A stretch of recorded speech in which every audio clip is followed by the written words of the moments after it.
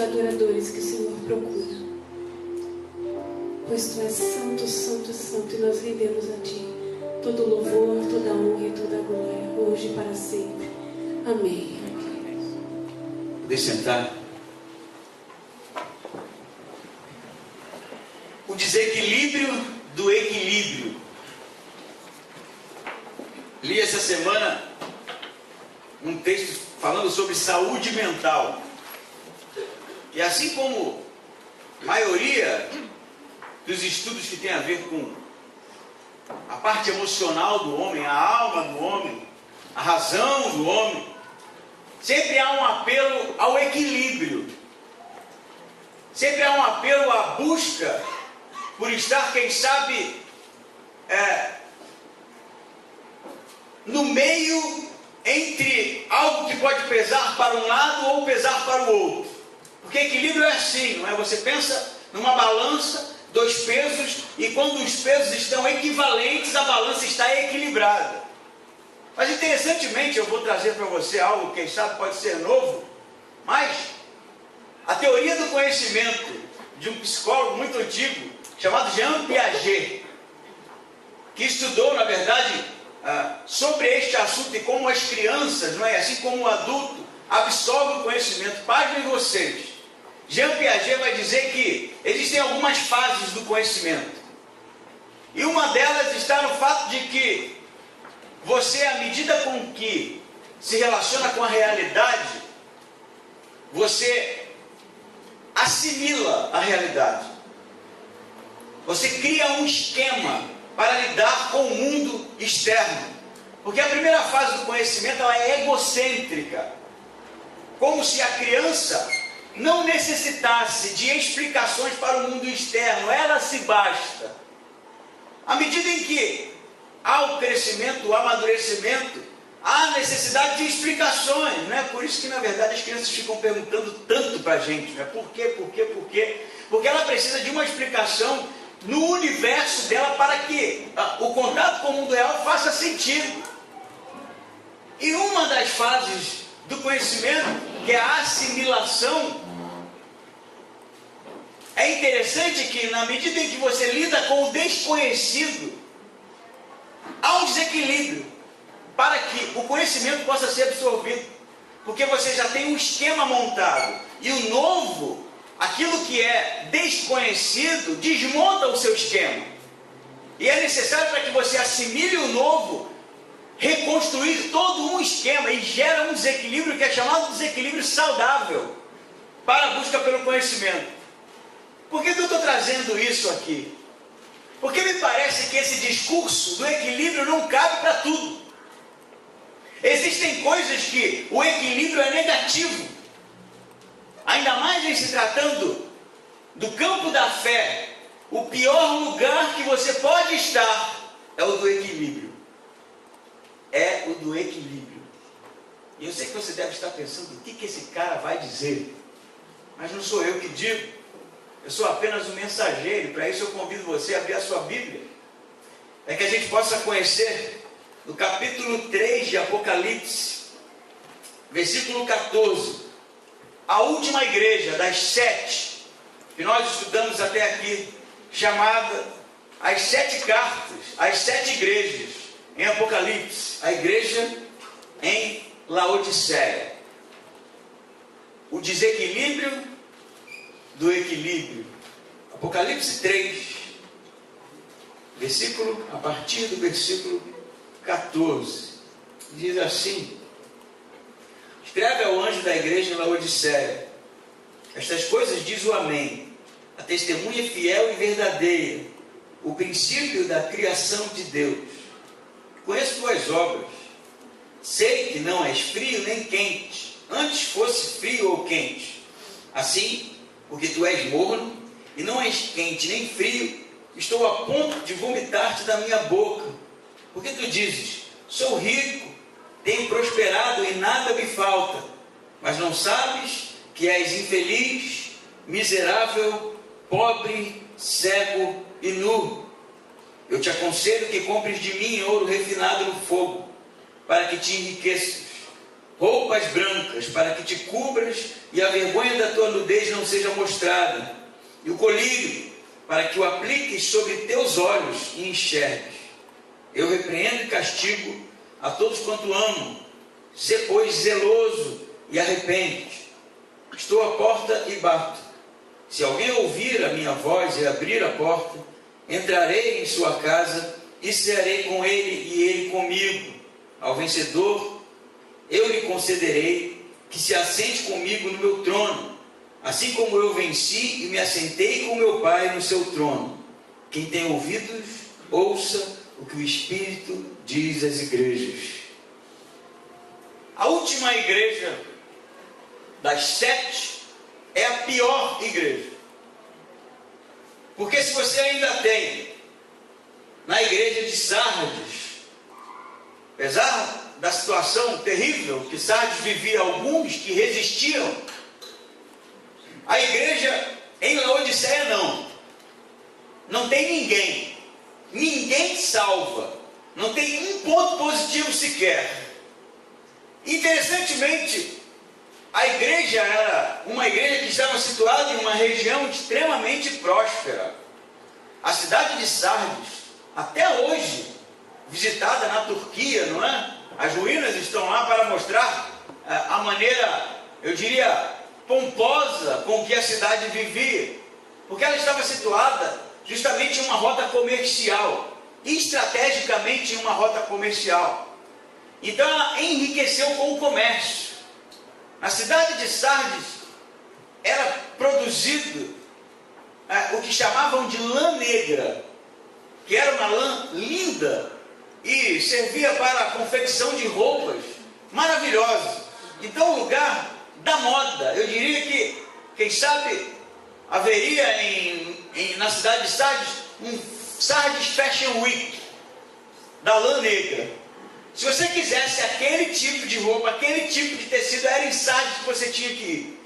Assim havia um movimento intenso, justamente por essas guildas, não é, que fabricavam esse tipo de tecido. Mas não era só isso não. Em Sardes também havia um sistema bancário muito desenvolvido para a época. E assim, se você queria deixar seu dinheiro em um lugar seguro, era Sardes que você ia. Ali você poderia comprar ouro, ali você poderia investir, ali você poderia deixar seu dinheiro render juros, quem sabe enriquecer mais. A cidade de Sardes também era conhecida pelo chamado pó frígio, que era um colírio que resolvia o problema das pessoas da época, né? Hoje nós temos tecnologia e você pode, com uma miopia, resolver com um par de óculos, né? Um par para aqueles que gostam de modelos para o dia e modelos para a noite. É um amigo meu que usou óculos a vida inteira. E ele diz que até quando dormia, colocava óculos embaixo do travesseiro, caso sonhasse com legenda. Tamanho era o hábito de conviver com aquele tipo de ferramenta, né? Como muitos aqui precisam para que haja, quem sabe, um registro da realidade saudável, não é? Você imagina alguém que tivesse uma miopia nesse período aqui, não tinha óculos, então a pessoa não enxergava nada, e o colírio parece que resolvia algumas coisas, né?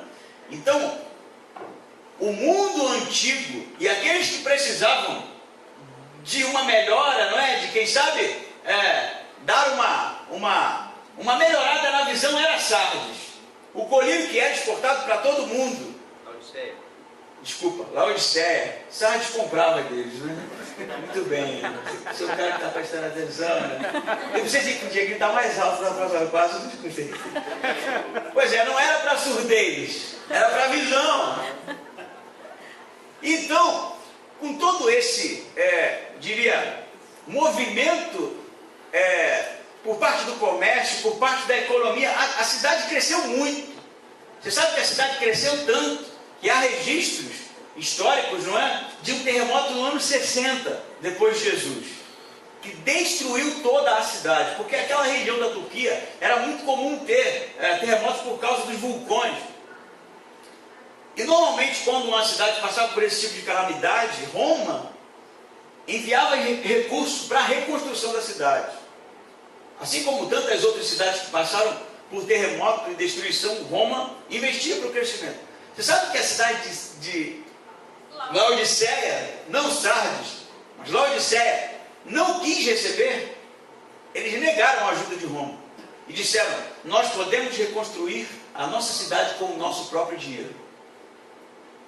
E fizeram. E a cidade, diz alguns, se tornou muito mais bonita do que antes. Tamanho era o recurso que entrava na cidade. Tem um outro texto muito interessante de um historiador, se não me engano, Tito Livio, vai escrever que os judeus, porque havia uma colônia judaica na cidade muito grande e próspera, mandou uma quantidade tão grande de ouro para o templo em Jerusalém, que cresceu os olhos de Roma e eles apreenderam o carregamento, tamanho era o valor. Isso era o dízimo que eles estavam mandando para Jerusalém. Então era uma cidade extremamente próspera, extremamente grandiosa, extremamente pomposa. E me parece que, segundo o que nós vamos ler da carta, a igreja nessa cidade se tornou parecida com a cidade, assim como todas as outras igrejas, raras exceções. Então Jesus vai dizer, no início do texto, que ele escreve ao anjo da igreja, como nós vimos, o anjo é aquele que era responsável pela igreja, o bispo, o pastor, o líder, eu diria, responsabilidade espiritual da igreja. Escreve essas coisas, porque assim diz o amém. A gente normalmente traduz amém como assim seja, não é? Na verdade, mas não é. Amém significa aquilo que é, que não muda. Quando você diz amém no final de uma oração, de uma frase, você está concordando com tudo aquilo que foi dito, está dizendo, isso é o que é. Isso é amém no hebraico. Jesus está dizendo, assim diz, ou não está dizendo aqui, assim diz aquele que diz amém, ou aquele que diz o amém, assim diz aquele que é o amém, aquele que é o que é, aquele que não muda, aquele que não há sombra de variação. Ele se auto-intitula o amém, aquilo que é certo, aquilo que é verdadeiro, aquilo que é genuíno, aquilo que é imutável. Ele vai dizer mais, eu sou o amém. E ele diz também, a testemunha fiel. Por que testemunha fiel? O grego, na verdade, é martur pistos, não é? Que vai dar origem a martírio, que a gente viu aqui em algumas cartas para trás. Mas ele é testemunha porque ele participou da criação de tudo, fez parte de tudo e viu com os próprios olhos. Ele não é alguém que recebeu a informação de terceiros, não. Ele estava lá, ele é o princípio da criação de Deus. A testemunha fiel é algo que é imutável, é algo que viu com os próprios olhos, que participou de maneira intensa da criação. Ele vai dizer mais, o princípio da criação de Deus. O grego arque, que vai dar ideia, ou vai trazer a palavra arquetipo, o arquétipo para nós. O princípio. O arque é aquilo que estava no início, que criou todas as coisas, que não há sombra de variação. Agora a pergunta é, por que ele está falando tudo isso dele? Por que não há variação? Por que não há mudança? Por que ele é o amém? Por isso que ele é. Por que ele é esse conceito objetivo de quem é? Porque a igreja não era. E é isso que nós vamos começar a ver. Jesus é tudo isso que a igreja não é. E ele vai dizer, na sessão que a gente já viu, das obras, não é? Toda a carta das 7 tem uma seção das obras. E a obra aqui é o trabalho da igreja, os frutos da igreja, aquilo que a igreja produz. Em alguns momentos, ele vai dizer, sei que tu és, apesar de ser pobre, és rica, não é? Em outro determinado momento faz, sei da tua luta contra os hereges, os nicolaítas. Você sabe qual é a obra da igreja de Laodiceia? Nada. Não tem nada. A obra aqui, inclusive, é irônico, porque é como se Jesus estivesse dizendo, eu conheço aquilo que vocês têm produzido, nada. Porque ele vai dizer, a única obra que a igreja tinha era, sei que és frio, não és frio, nem quente, antes fosses frio ou quente. E a pergunta é, o que Jesus está dizendo aqui? Porque a igreja não tem obra.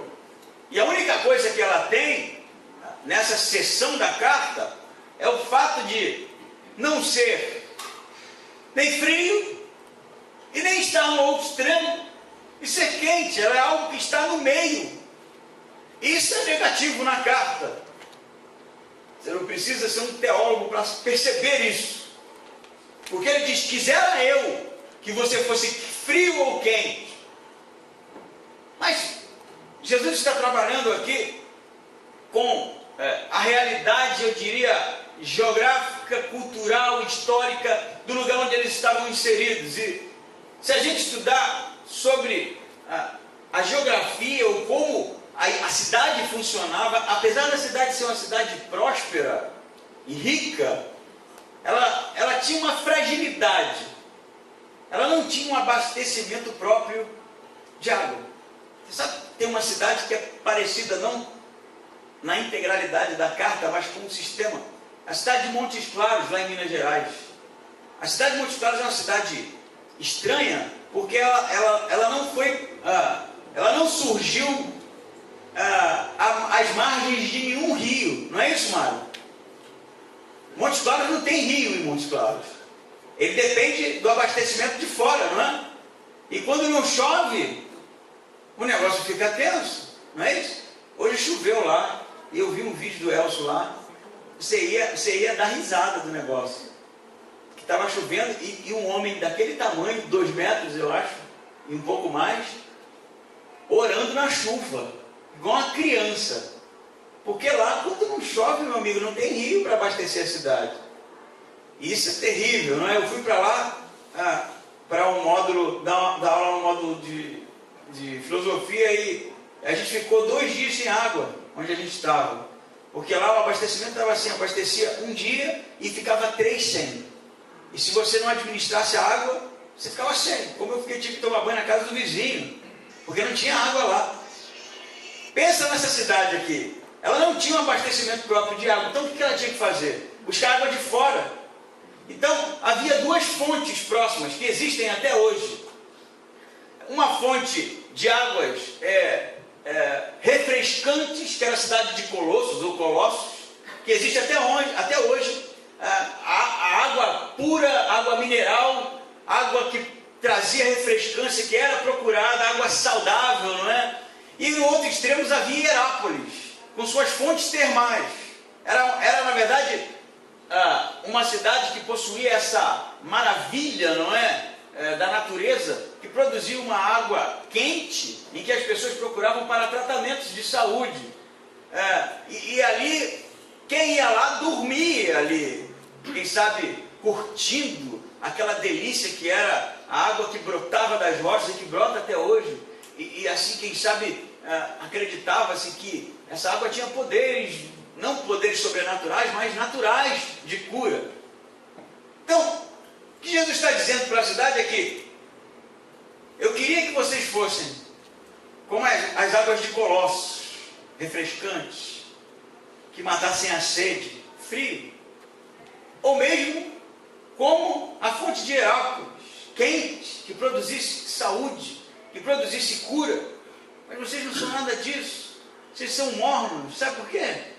Porque as águas, para chegar até a cidade, tinham que passar por todo o aqueduto romano, e eram quilômetros de distância. E quando a água que vinha de Hierápolis, que saía de lá quente, chegava na cidade, chegava morna, e não servia mais para nenhum tipo de cura. Ou de Colossos, que brotavam águas refrescantes, mas que até chegar na cidade, pelos aquedutos, chegava morno, e a água morna para beber era terrível. Assim Jesus está dizendo para a cidade, para a igreja: o que vocês estão produzindo me dá náusea. Eu não sei se você já tentou beber água morna aqui. Eu estou falando água morna, não estou falando água natural da bica, não. Água morna. Sabe quando você está com tosse, aí você esquenta aquela aguinha? Já tentou engolir aquilo ali? Você está cochichando aí, que você sabe que é terrível, né? Aquilo, a gente vomita. Se você tenta beber aquilo ali, você vai vomitar, cara. Não dá. Jesus está dizendo é que vocês, essa igreja que causa necessidade, o que vocês produzem, me dá enjoo, me causa náusea, porque eu estou a ponto de te vomitar da minha boca, eu não estou aguentando. Entende? E interessantemente, é óbvio que tem as 2 fontes, mas o que Jesus quer dizer com ser quente ou frio? Porque o que ele diz aqui é: eu queria muito que vocês fossem frios. Que coisa mais estranha de se dizer, né? Quente você vai até entender. Mas por que Jesus diria? Eu queria muito que vocês fossem frios, pelo menos. Ou quentes, mas não mornos. Eu vou te dizer, muitos teólogos vão defender que Jesus está dizendo assim, ó, eu preferia que vocês abandonassem isso aí, fossem embora, desistissem, do que ficar no lugar que vocês estão. Eu preferia que vocês fossem uma pedra de gelo, um não crente, alguém que não quisesse saber do Evangelho. Para mim era melhor, porque eu saberia onde você está, qual o seu papel, qual o seu posicionamento. Eu preferia que vocês fossem quentes, alguém que está vivendo a intensidade do Evangelho, apaixonado, fervilhando, borbulhando, em ebulição, mas não no lugar que vocês estão, porque vocês não representam nada. Esse é o problema do equilíbrio na fé. A fé não é algo equilibrado, a fé é extremamente desequilibrado. Sabia disso? Não há equilíbrio na fé. Ninguém tem uma fé equilibrada. Ou você tem uma fé desequilibrada, isso quer dizer se pendurar do outro lado do pêndulo, de maneira radical, de maneira final, ou não ser nada, ou quem sabe, fazer o que eu pensei, quando havia sol no governador Celso Ramos. A gente foi para lá ficar 2 semanas, né? Mas a meteorologia me enganou, falou que viria chuva, vim embora, fez sol. Mas o apartamento na beira da praia, né? Você sai dali, vai caminhar na praia, compra um peixinho do pescador, ó, coisa fina, fresquinho, né? Filé de merluza congelado no cooper, de 6 meses congelado, quando você descongela, tudo vira gelatina, né? Não, filé, não, e é barato, né? Ali, baixa temporada, você compra peixinho. Passei basicamente 2 semanas comendo peixe, todo dia, muqueca, fritava, e me acabei, né? O que eu não como de peixe aqui, eu comi lá. E aí um dia caminhando na praia, eu, Luca, Lidiane, né? Evidão, né? Falei assim, quisera eu, pensei rápido. Porque essas coisas a gente namora bem rápido, né? Viver assim a vida toda. Caminhando na praia, a onda bate nos pés, você fita, né? Aquela maravilha natural, os morros. Chego até a dar uma viajada e pensar como seria na época do descobrimento, né? Os índios aqui, peladões e tal, pesquinho. Entrei numa viagem dessa, cheguei a perguntar para a Lidiane, mas ela ignora mesmo esses negócios, então ela queria tirar foto, né? E eu estava, o que Jesus está dizendo? Quisera que vocês fossem frios. O que Jesus está dizendo é isso aqui, ó. Cara, vai embora. Não quer. Vai pra praia. Vai pegar onda, bicho. Ih, tem coisa boa para fazer pra caramba nesse mundo. Vai usar drogas, né? O Jean Willis. Eu vi uma entrevista dele, não deve ser de agora, mas pelo tamanho do cabelo, eu acho que não é tão antiga. E a pergunta para ele foi assim: se o mundo fosse acabar e você soubesse a data, o que você faria?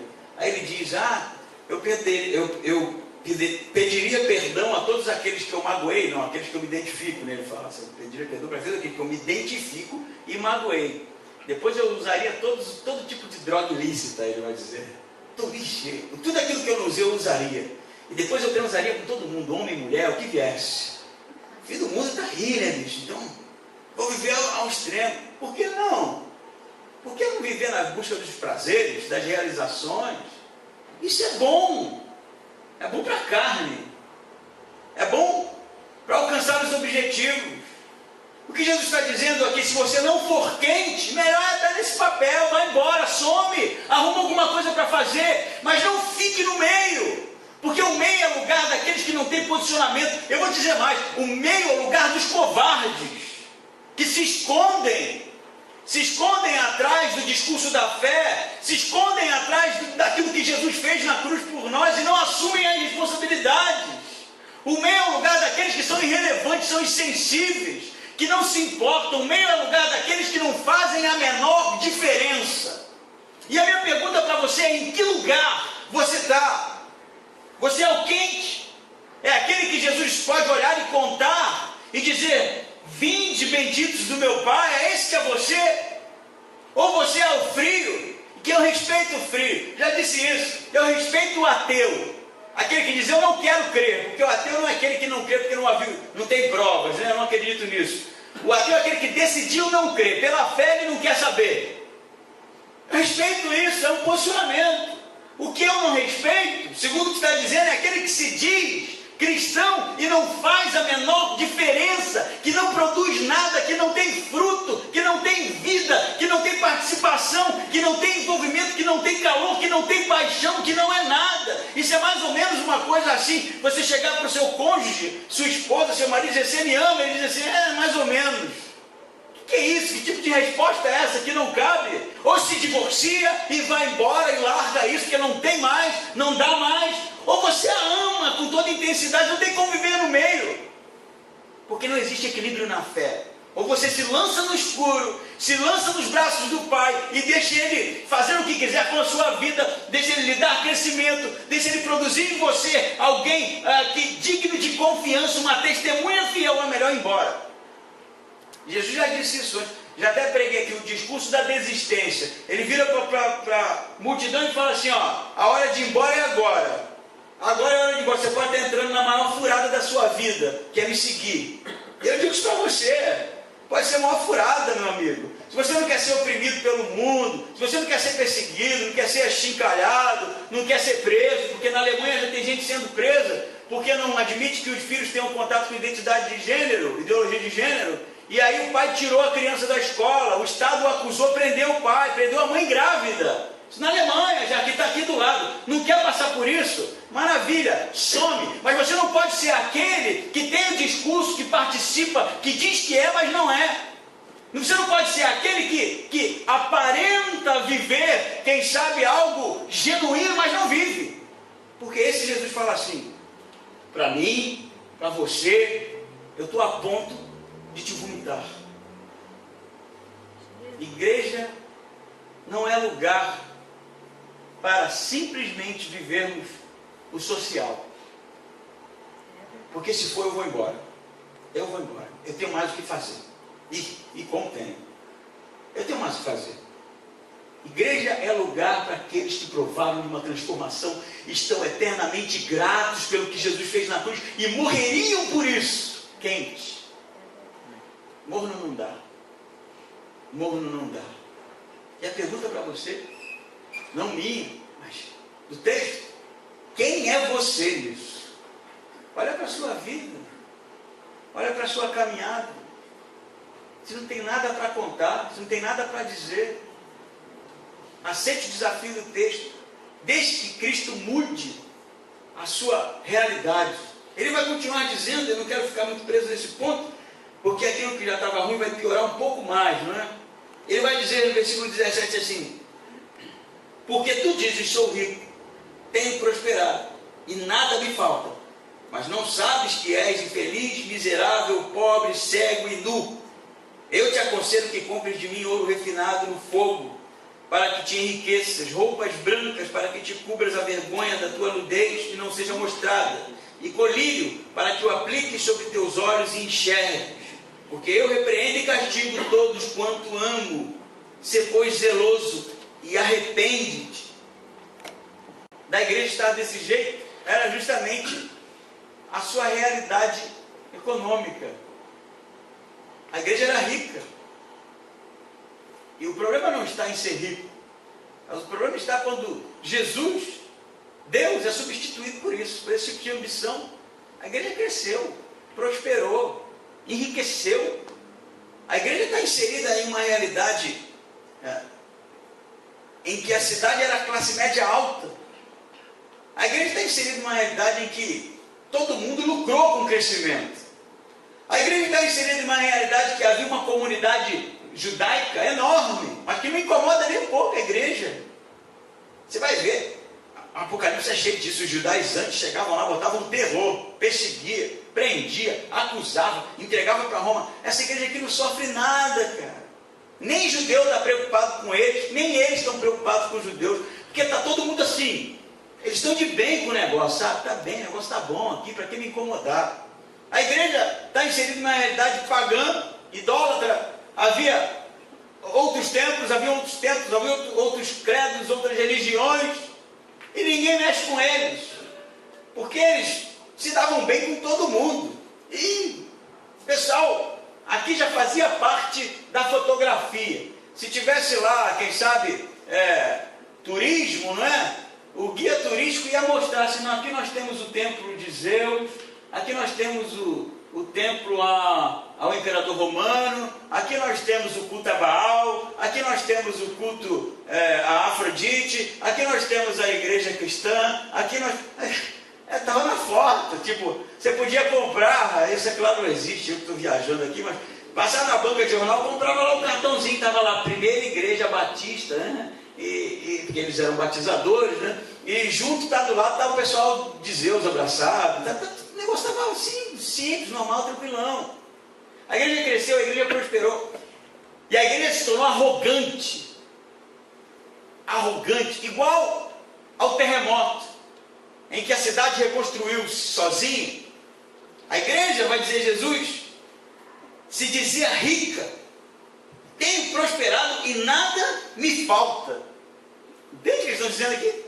Nós somos ricos, a gente tem prosperado e não tem nada faltando. O negócio está, na verdade, eu quero que vocês pensem comigo, construam isso. Era uma igreja que professava a fé cristã, mas a riqueza, ou a busca pela riqueza, afastou eles do evangelho original.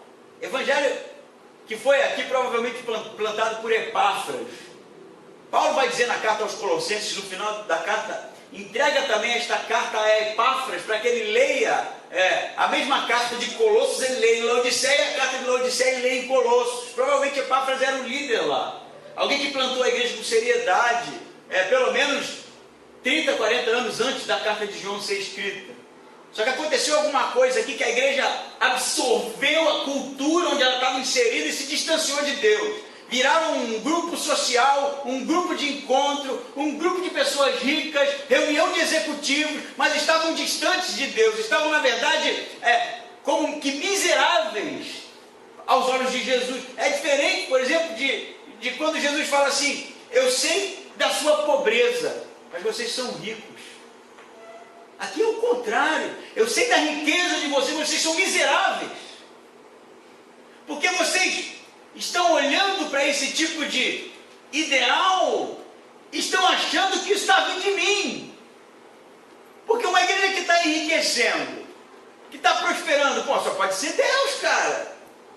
O negócio aqui está bom, olha como é que a gente tem ar-condicionado, olha como a igreja está bombando, a tecnologia, os membros da igreja, só carrão parado ali, e a entrada é altíssima, os dízimos e ofertas, a gente está pensando em construir, fazer obra. Jesus vai dizer assim, vocês são miseráveis, e a palavra no grego aqui é miserável mesmo, são pobres. Vocês acham que têm dinheiro, vocês acham que investem em bancos, guardam o dinheiro de vocês para render juros, que vocês podem comprar ouro, mas eu vou dizer para vocês, o estado de vocês para mim é de miserabilidade. Ele diz mais, ele diz, vocês não sabem que vocês são infiéis, infelizes, apesar da riqueza, miseráveis, vocês dizem que são ricos, mas são pobres, vocês se gabam do colírio de vocês, mas são cegos, e vocês se gabam da lã de vocês, da roupa que vocês produzem, mas estão nus, estão envergonhados, estão em vergonha. Eu cito assim, óbvio que o texto é algo extremamente negativo, não é? Mas a ideia do nu, estar nu e não se aperceber, está numa situação de vergonha e não saber. Me lembra a história do Gênesis, quando o homem e a mulher estavam nus, mas a inocência, a ingenuidade fazia com que aquilo fosse extremamente natural. Depois do pecado, deixou de ser, aí eles se escondem. E eu acho que depois da queda, a maldição de que a serpente rastejaria no chão da terra, de que a mulher sofreria as dores do parto, de que o homem iria tentar produzir frutos da terra e não conseguiria, gerou em nós um estado de pó da terra de novo, porque do pó da terra diz o livro de Gênesis, nós fomos criados. Eu acho que depois da queda, eles, a Laodiceia do nosso tempo, a Laodiceia de nós, onde nós estamos inseridos, a Laodiceia em que nós fazemos parte, começou a de novo buscar poeira. A gente parece que ficou serpentizado, sabe? A gente vive arrastando a barriga no chão. E tudo que a gente consegue ver é poeira. A gente sonha com poeira. Luta por poeira. Calcula toda uma trajetória por pó. Por coisas que são perecíveis. A gente vive sonhando com um estado de estar em que toda a nossa ambição se reduz a coisas, poeira, pó, serpentizados. Eu poderia dizer que a gente vive uma grande Laodiceia hoje, como nunca, como nunca. São Paulo é uma grande Laodiceia. Olha como as pessoas vivem. Rio de Janeiro, uma grande Laodiceia. Santa Catarina, uma grande Laodiceia. O mundo hoje, uma grande Laodiceia. As pessoas estão vivendo para a realização dos seus projetos aqui, como se isso fosse durar para sempre. As pessoas estão projetando a sua carreira, a sua caminhada de maneira a se enraizar nesse lugar, e a igreja está sendo absorvida por isso, engolida por isso. A gente cada vez mais ignora o que Deus quer da gente, a gente cada vez mais não se coloca no risco do desequilíbrio da fé, a gente cada vez mais quer os grupos sociais, os encontros, e cada vez menos quer se colocar em uma situação em que as coisas podem não estar tão confortáveis, serpentizados, vivendo atrás da poeira e do pó, trocando o ouro celeste por bijuteria. A gente vive assim. A gente vive tentando equilibrar as coisas. Tentando equilibrar. Não sou crente, mas eu tenho minhas responsabilidades.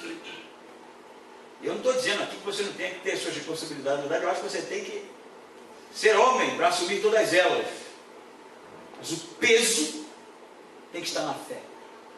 O peso tem que estar no compromisso. A prioridade tem que estar no reino de Deus. Porque senão,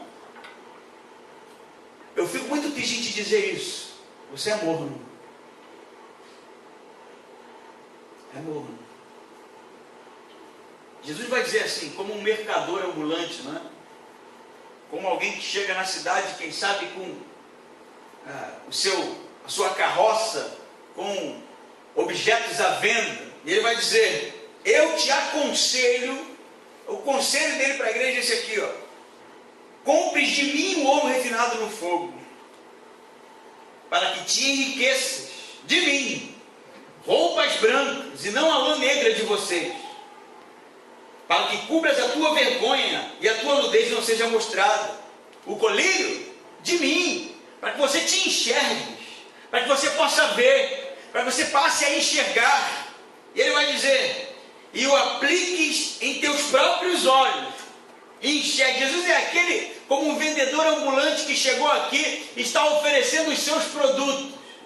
Porque na verdade o que Jesus está dizendo é que vocês precisam mudar o foco. Ao invés de vocês viverem se gabando da situação econômica de vocês, buscando cada vez mais a ambição desse mundo, vocês deveriam estar olhando para mim, como o mercador que tem o melhor para te oferecer, que tem a visão certa para te dar, que tem o tesouro correto para que você possa investir, aquele que tem a roupa certa para tampar a tua vergonha. Mude o foco. Coloque toda a sua esperança em mim, porque eu tenho os melhores produtos. E você sabe qual é o preço que ele cobra? Graça. É de graça. Não precisa se investir milhões. Não precisa vender seu patrimônio para tentar, quem sabe, enriquecer. É de graça. O que ele quer é justamente uma entrega fiel de alguém que está em um lugar de ser testemunha fiel como ele é. O que ele quer da gente, para que a gente tenha dele os produtos, é que a gente se entregue, viva viva a intensidade do reino de Deus. Não adianta viver o evangelho da vitrine, não adianta viver o evangelho do comodismo, não adianta viver o evangelho da insensibilidade. Isso não é nada.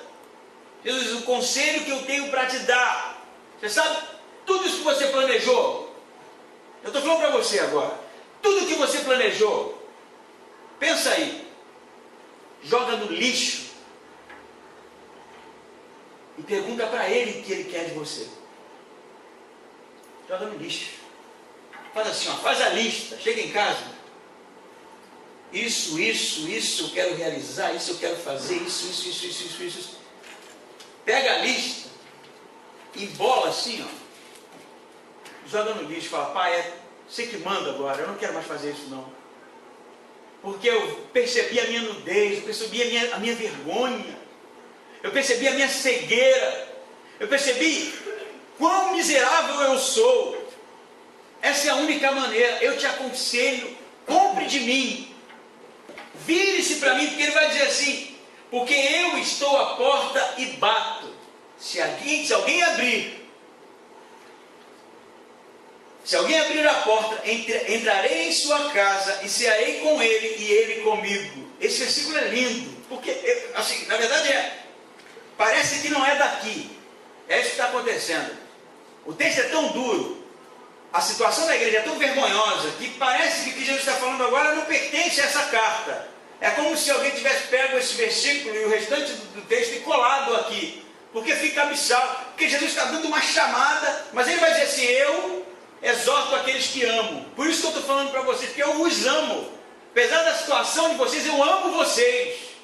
E eu não vou arrombar essa porta não, ele está dizendo. Eu não vou meter o pé aqui, vou sair entrando, não. Eu estou à sua porta. Perceba que no texto ele não está dentro da casa. E a casa é a igreja aqui. Ele está lá de fora da igreja. Mas ele está na porta, insistindo, batendo, para que a igreja abra a porta, para que você abra a porta, para que eu abra a porta e ele participe da nossa vida. Entende a metáfora? Ele está do lado de fora dos sonhos, dos projetos, das ambições dessa igreja, está lá de fora, ele foi abandonado. Ele é aquele cujo noivo se sente traído por uma igreja que diz professar o seu amor por ele, mas o deixa do lado de fora. Ele dorme do lado de fora, ele tem fome do lado de fora, e ele bate na porta insistindo para que a igreja abra, para que ele entre e comungue, e coma junto, e conte as histórias, e ouça, e chore junto, e ria junto. Esse texto aqui não é um texto evangelístico, nunca foi, você pode até adaptar, mas o texto é para crente. Jesus está dizendo para a sua vida, para a minha vida, eu estou aí batendo, já tem muito tempo. Mas você não escuta, você não abre a porta, não me deixa participar dos seus sonhos, dos seus projetos, não me deixa te vestir com as roupas certas, te dar o ouro certo, não me deixa colocar no caminho, uma direção na sua vida, no meu coração. Você insiste em trancar a porta. Eu vou te dizer, isso me emociona, porque eu vivi a minha vida inteira sonhando com música. Eu era adolescente, sonhador. A minha oração era, Senhor, que um dia eu possa viver do que eu sei fazer. Eu amo fazer isso aqui. Você sabe o que aconteceu? Deus me deu. Eu me tornei um músico reconhecido. Você tem aí sua carteira da Ordem dos Advogados? Tem a sua carteira de médico? Eu tenho a minha de músico. Eu sou um músico profissional na carteira, bonito aqui, ó. Trabalhei, toquei com artistas reconhecidos. Rodei o Brasil. Eu tinha van paga, tinha hotel pago, tinha comida paga, tinha o meu cachê pago, eu tinha a minha vida, eu estava realizado. Mas em um determinado momento da minha vida aquilo não fazia mais sentido, porque do outro lado estava o reino de Deus, e eu me sentia um inútil. Aí você sabe o que eu fiz? Eu não quero fazer do meu exemplo como se eu fosse melhor que você, não. É porque essa é a minha história. Eu larguei tudo. E não foi por um salário, não foi por um emprego, não foi por um contrato, não. Eu larguei tudo porque eu acreditava piamente que Deus iria cuidar de mim. E tem cuidado até hoje. Eu vou confessar uma coisa aqui para você. Se for para pastorear uma igreja de grupo de interesse, eu volto a tocar. Eu volto. Se for para pastorear um grupo de pessoas que são irrelevantes para a sociedade onde elas estão vivendo, eu largo isso. Eu vou para a praia. Por isso que a minha força vai ser e sempre será uma igreja fiel, de pessoas que estão dispostas a dar a vida pelo Evangelho, pessoas que estão dispostas a irem onde quer que Deus esteja chamando, por pessoas que estão dispostas a trocar o seu tesouro pessoal pelo reino de Deus. Se não for isso, não faz o menor sentido, para mim pelo menos, porque eu deixei nada para não fazer nada. O texto diz mais, ele diz que está à porta, bate, ele quer que você abra, ele quer que você deixe ele entrar, ele quer que você ceie com ele, e ele com você. Aí ele surta no 21, aí ele diz assim, para essa igreja, ao vencedor,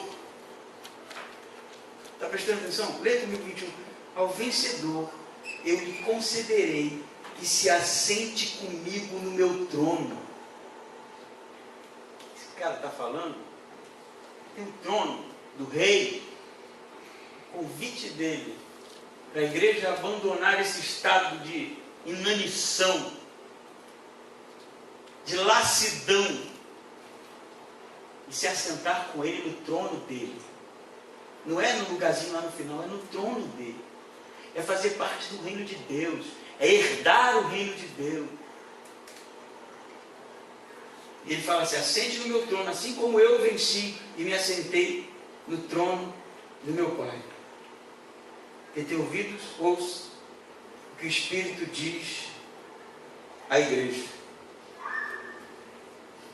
Gostaria de encerrar com, essa é a última carta das 7, e ela, eu acho, encerra uma fase do livro para iniciar outra. Ele está falando do trono, e o capítulo seguinte vai falar do trono, que ele se assentou. Mas essa carta, junto com as outras, traz características para nós positivas e negativas da igreja. Essa carta, junto com as outras 6, elas são, na verdade, a voz de Cristo para a igreja deste tempo e para todos os tempos até a sua volta. É preciso, é urgente ouvir isso aqui, isso ter aplicabilidade nas nossas vidas. Isso é para hoje. Isso é para hoje, isso é para que haja mudança, isso é para que tenha uma igreja relevante. Existe um personagem na mitologia grega chamado Sísifo. E Sísifo, por causa de um comportamento inadequado, recebe uma maldição de Zeus. E ele vai para o Hades, lugar dos mortos.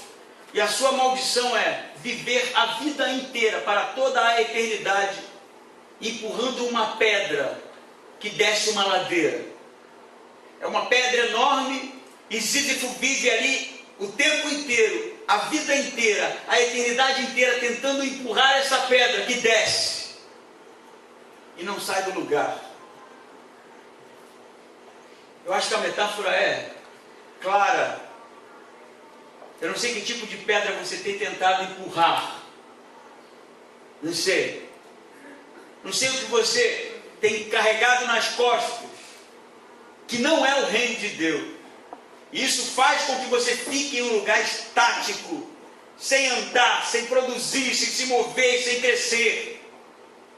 O desafio do texto para você é abandonar isso, de uma vez por todas, e deixar que Deus cuide de você, deixar que Cristo molde a sua vida, deixar que Ele, o vendedor, que tem as coisas certas, redirecione a nossa existência.